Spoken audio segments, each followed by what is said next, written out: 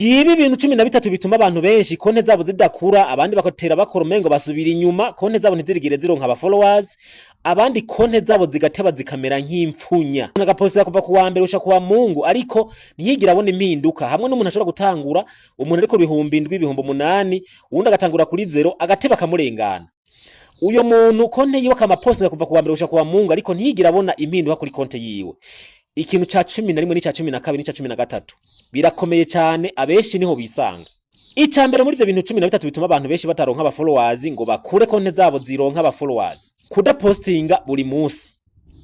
Umuntu agapostinga no munsi agasubira kugaruka hirya yejo, agasubira kugaruka mu ndwiza, aho uzokwamubona konte yawe umengo ni impfunya. Ca kabiri, content idafise valere, idafise ikintu yigisha na kimwe. Ca gatatu, kudakoresha ikintu twita hook.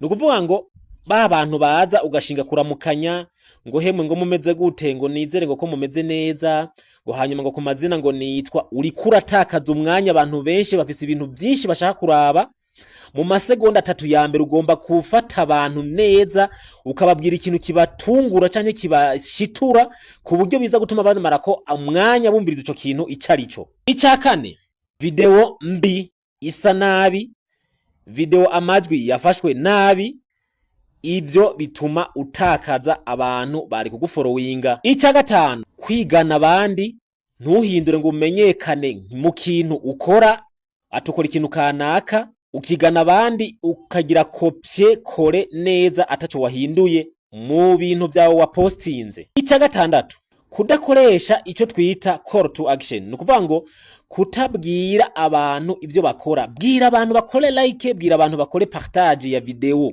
aho cyangwa ivyo gukora kuri no video. Ikigirindwi, udasubiza commentaire mu masegonda ya mbere canke mu minota ya mbere. Ivyo bituma utakaza aho video yawe yari gushika. Bivuze ngo ugomba kwishura hagati y'iminota 5 na 20 ya mbere, ubwirizo kwishura commentaire za mbere. 18, kwihuta gucika intege ngo birase, ngo je mbona atakirimo, ngo nukuri ndabihevye, ngo sinduri ko ndaduga kandi atani ico wari bwakore, ugacucika intege misi ya mbere. Usubira ukagaruka ngo reka nsubiremwo mbonye abandi bariko barapostinga, ugacugaruka aho wacitse intege hataragera, bituma konti yawe igenda bigura intege ikamera nk'imfunya. Icicenda, kutamenya audience yawe, abantu bakumviriza kutamenya ngo ni bande. Nukuvuga ngo ico gihe na content yawe nta yubuzi, uba watakaje content yawe, acutakaza na audience. Icicumi, kugura aba followers. Hari abantu uzumva ngo je ndangira ingene noronka aba followers mu buryo bwihuse. Uzobaronka ariko bazogenda kuko baje mu buryo bw'ubugurano, ntibaje kubera bakunze content yawe. Abo ni fake, bazogenda naco bazokumarira. 11 ari naco gihambaye, gushigwa mu bihano bivuye ku makosa y'ibintu upostinga ugasanga washizwe mu bihano. Ivyo navyo bituma konte yawe itaduga ikamera nk'impfunya. Iki rero kirakomeye, ugomba gusuzuma ko utari mu bihano. Ici 12, gukugwa ko ico twita recommendation. Mwese murabona hajya ahantu haba handitse profile recommendation. Aho hantu iyo wakuwe ko kajya ka burungu gasa na vert, bakahazana kandi kabungu gasa ukundi kuntu gasa na rouge, gasa na jaune, nukuvuga ngo watswe recommendation. Kwa recommendation bisigura iki? Nukuvuga ngo za video zahora ziko ziratembera ku bantu bari kuri Facebook, bari online, ntabwo video yawe izosubira kubandanya isirikira kugira ngo abantu bayirabe. Nico bita recommendation.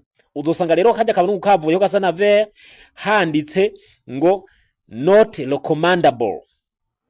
Aho konte yawe izomera nk'imfunya, ntizova hiri n'ubwo uzopostinga ku murango no mwijoro, n'ubwo uzopostinga video ijana ku munsi, ntaco bizogufasha utabanje kuvanwa mu bihano ngo ukugwe ko iyo not recommendable. Ica 13 ari naco gihambaye abantu benshi kandi gikunda kubafata, niki co gupostinga video y'abandi ukayitora uko nyene ugaca uyipostinga. Iyo video yamye kuri Facebook, abantu benshi bayiravye, abantu benshi bayibonye. Muri ico gihe algoritme za Facebook ziravuga ngo ibi bintu twabikoreye ko. Muri ico gihe kwa kundi video yatwagwa ikajanwa ku bantu bayikeneye, kubera ko algoritme za Facebook zibonye ko iyo video yamye ko nico gituma uza gusanga video yawe ata abantu yashikiriye, mu gihe vyagutwaye umwanya upostinga ugacuguma ublaminga canke ujudginga Facebook ngo wewe nturi kurakura. Ntukura kubera kenshi upostinga ibintu by'abandi utagize editing.